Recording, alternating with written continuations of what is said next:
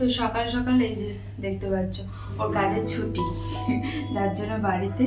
আর সকাল সকাল এখন এনেছে কচুরি। তো চলো এটা খাওয়া হবে। বাড়িতে থাকলে কিছু করতে ভালো লাগে না, মানে করতে ভালো লাগে না বলতে ঘুম থেকে উঠতে লেট হয়েছে, যার জন্য আজ অনেক দিন পর এরকম একটা নাস্তা খাচ্ছি জানো। তেমন মতন তো সকালবেলাতে কিছু খাওয়া হয় না, তোমরা তো দেখোই। তো সকালে সবজি দিয়ে মুড়ি টুড়ি খাওয়া হয়, আর ছুটির দিনটাতে না একটু ভালোভাবে নাস্তাটা করা হয়। আসলে সকালবেলাতে তো এমনিতেও টাইমও পাওয়া যায় না, তাই অনেক দিন হলো না কচুরি খাওয়া হয় না। তাই ওকে বলেছিলাম সকালবেলাতে একটু কচুরি আনার কথা। আর এই যে কচুরির সাথে এই কারি মিশিয়ে এত টেস্টি লাগে খেতে, তোমাদেরকে কি বলবো, আর যারা খেয়েছে তারাই জানে। অনেকদিন পর কচুরি, আর অনেকদিন পর আর একটা ফেভারিট জিনিস খাবো। কটা বাজে বলো? 11:30 বাজে। উঠেছি ওই 10:30টার সময়। 10:30টার সময় উঠলাম, উঠে এডিটিংয়ের কাজ ছিল, কিছু এডিটিং করলাম। তারপর ও গেল গাড়ি নিয়ে আসলো। খাওয়া দাওয়া করে চলে এসেছি রান্নাঘরে। আর তোমাদেরকে দেখাই 18 দিন পর মানে একজনের দর্শন, মানে 18 দিন পর কি বলবো তোমাদেরকে, সেই মেসে দর্শন করে এসেছি। আর এই তারও দেখাই, তো বুঝতেই পেরে গেছো আশা করি। তো আমাদের এখানে মাছটা খুব একটা পাওয়া যায় না জানো তো, মানে অনেকটা দূরে যেতে হয় মাছটা আনতে, তাই খাওয়াও হয় না।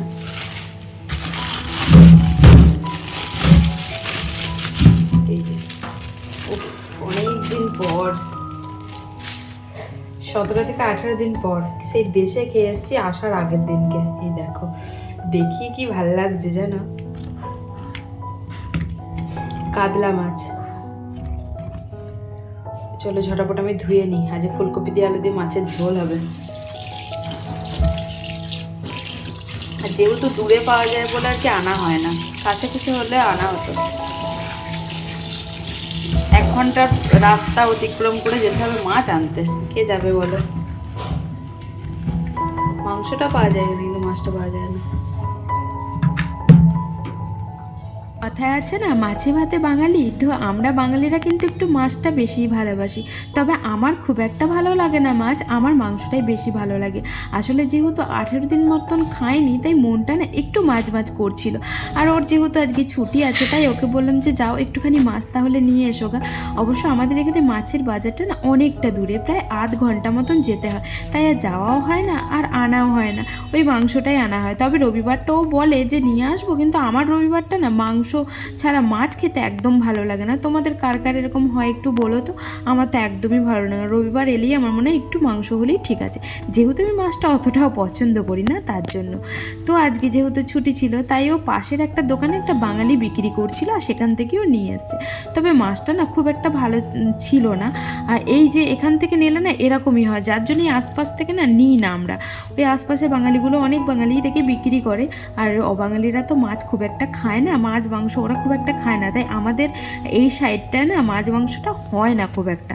এই হচ্ছে ব্যাপার। মাংস তো এক একটা বিল্ডিংয়ে জানো মাংস খেলেও কত রকম কথা বলে, তো এক একটা বিল্ডিংয়ে খাওয়াও যায় না।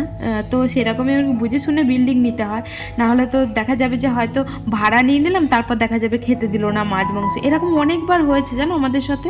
তোমাদের সাথে কথা বলতে বলতে এদিকে দেখো স্নান করে আমি চলেও এসেছিলাম। আর যেহেতু আজকে সকাল সকাল আমি স্নান করেছি, তাই পুজোর দায়িত্বটা তো আমারই পড়েছে।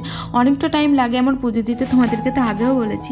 আসলে সকালবেলাতে পুজোর দায়িত্বটা আমি নিই না, তো পুজোর দায়িত্বটা ওই নেয়, কারণ ওর যেহেতু স্নান টান তাড়াতাড়ি হয়ে যায়, তার জন্য ওই করে ফেলে। কিন্তু যেহেতু আজকেও রান্নার দায়িত্বে আছে, আসলে ও বললো যে আমি রান্নাটা করছি, তুমি তাহলে পুজোটা সেরে নাও স্নান টান করে, ওদিকে আবার ভাতটাও চাপাবো, ভাতটা চাপাতে হবে। তাই মানে রান্নাঘরটা এমনিতেই ছোট, যার জন্য একদম দুজনে ঢুকলেই না খুব ঘেঁজামেজি হয়ে যায়, তো যার জন্য আমি আর ও ঢুকলে আমি ঢুকি না, এই হচ্ছে ব্যাপার।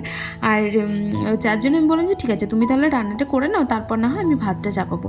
তো তারপর দেখলাম যে অনেকটা লেট হয়ে যাচ্ছে, তাই এই গ্যাসে আমি ভাতটা চাপিয়ে, আমি দেখছি ভাতটা চাপিয়ে তো বেশিক্ষণ ওয়েট তো করতে হবে না, দাঁড়িয়ে থাকতে হবে না, তাই ভাতটা ওদিকে চাপিয়ে দিলাম। এই চালটা ধুয়ে নিচ্ছিলাম, আমার কিছু বাসনও পড়েছিল, ভাবলাম ওটাও ধুয়ে নেবো, রান্নার জায়গাটা পরিষ্কার করে নেবো। ওকে রান্নার দায়িত্ব দিলে বাবা রে এমন অবস্থা করে রাখে রান্নাঘরটা, সে মানে দেখা যায় না চোখে। চারিদিকে মানে সব জিনিস ছড়িয়ে ছিটিয়ে একদম একাকার হয়ে থাকে। কী করব, কিছু ভালো জিনিস করতে গেলে আর কি কিছু খারাপ জিনিস তো সহ্য করতেই হবে, কারণ যেহেতু যেহেতু রান্নাটা করে ভালো, তার জন্য আর কি ওকেই দিই দায়িত্বটা। আর জানো একবার আমাদের সাথে কি হয়েছে, তোমাদের তো বলতে বলতে কথাটা তো স্কিপ করে গেছিলাম আমি, তো হঠাৎ করে মনে পড়ে গেল। আমি না এরকমই কথা বলতে বলতে কোথায় চলে যাই, তারপর আবার হঠাৎ করে মনে পড়ে।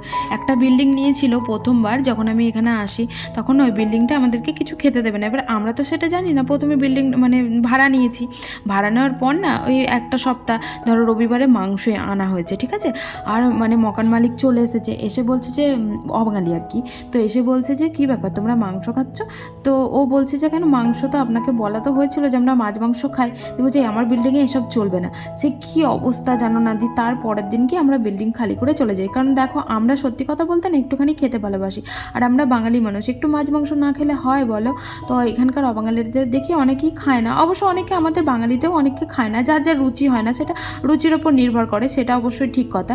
তবে আমার এখনও পর্যন্ত আমি এগুলো ছাড়তে পারিনি, খুব ইচ্ছা ছাড়ার, কিন্তু হয় না জানো তো, আমার কেন জানি না, আমি ছাড়তেই পারি না। কিন্তু এগুলো তো খাওয়া উচিত না, তাও খাই। তো আমি হচ্ছে জেনে শুনে পাপ করি, এই হচ্ছে ব্যাপার। যাই হোক, এদিকে আমার মাছের ঝোল টোল হয়ে গেছিলো, তো চলো এবার খাওয়া দাওয়াটা সেরে নিই। গরম গরম ধোঁয়াটা ভাত, তার সাথে গরম গরম মাছের ঝোল আলু ফুলকপি দিয়ে, উফ দারুণ লাগে। তবে এটা নিয়ে আবার কেউ মন্তব্য করো না, হ্যাঁ আমার কিন্তু খেতে ভালো লাগে তাই আমি খাই। তবে অনেকেই আমার মতন আর কেউ লোভ ছাড়তে পারে না, তো তার জন্যই খায়, না হলে তো খাওয়া তো দরকার আমাদের নিরামিষই, কারণ নিরামিষ ভোজিটাই হওয়া সব থেকে বেশি ভালো। কিন্তু কী করবো, পাপিষ্টি মানুষ আমরা। তো চলো খাওয়া দাওয়া করে একটুখানি শোবো। Good evening. তো এখন বাজে 6টা, 4:30। তো এখন বাজে 6টা, আর ঘুম থেকে উঠে জল টল ফেললাম, জল করে এই যে এখন খাওয়াবে পেয়ারা। সেই যে পেয়ারাগুলো আনা হয়েছিল তো পেকে যাচ্ছে জানো তো, আর কি টেস্ট পেয়ারাগুলো, মানে প্রচুর পরিমাণে টেস্ট। আর মানে বীজগুলোকে ফার্স্টে ফেলে দিয়ে দিয়ে কাটছিল, ব্যাপারটা বীজ সত্য খেতে কিন্তু আলাদাই মজা।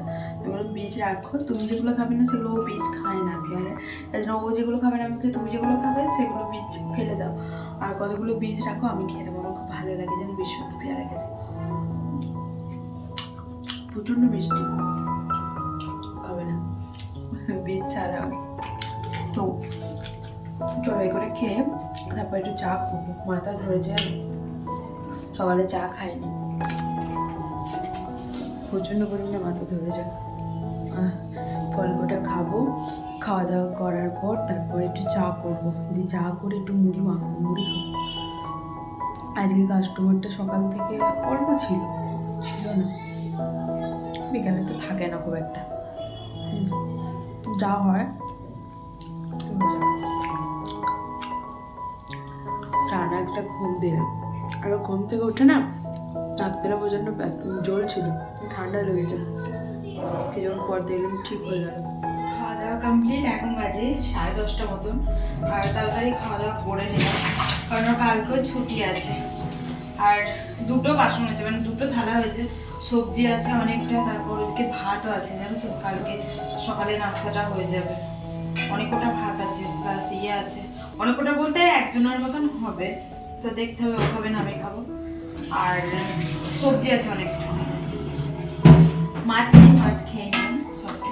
মাছটা না অতটা ভালো না, আমাদের দেশের মতন তো নয় না, টাটকা জিনিসটা পাওয়া যায় না, কবে কতদিন ধরে ধরো স্টোরেজ হয়, তারপর তো সেগুলো ধরো একদম পুরো সেই ধুচ্ছিলাম যখন না, পেটিগুলো একদম ছেড়ে ছেড়ে যাচ্ছিল, দিয়ে পেটিটা যখন মানে ঝোলে পড়েছে, ঝাল করলে টেস্ট লাগতো, ঝোলে পড়েছে মানে কেমন একটু গন্ধ লাগছিল।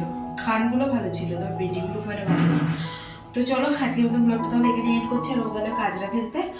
আর তাহলে চলো আজকের মতন এখানেই এন্ড করছি। সবাই সত্যি খুব ভালো থেকো, দেখা হচ্ছে একটা নেক্সট ব্লগের সাথে, ততক্ষণের জন্য টাটা বাই, গুড নাইট। আর সন্ধ্যাবেলাতে চা করেছিলাম, ফলকোটা খাওয়ার পর লেবু ওসব খাওয়ার পর চা করে চা দিয়ে মুড়ি খেয়েছিলাম, তারপর মুড়ি টুড়ি খেয়ে কিছু ভিডিও বানানো হলো, মায়ের সাথে কথা বললাম, ওর দুজন মিলে একটু গল্প করলাম, তারপর খাওয়া দাওয়া করলাম আর কি। তো চলো টাটা, ভালো থেকো সবাই।